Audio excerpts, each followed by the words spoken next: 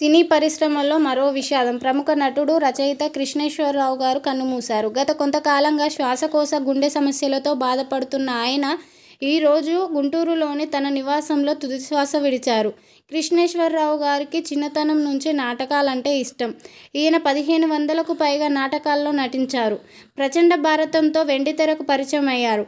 ఈ సినిమాకు ఆయనే కథను అందించారు. శ్రీరాములయ్య, జయం మనదేరా సినిమాలకు రచయితగా పనిచేశారు. రచయితగానే కాకుండా నటుడిగా కూడా కృష్ణేశ్వరరావు గారు ప్రజల హృదయాల్లో నిలిచిపోయారు.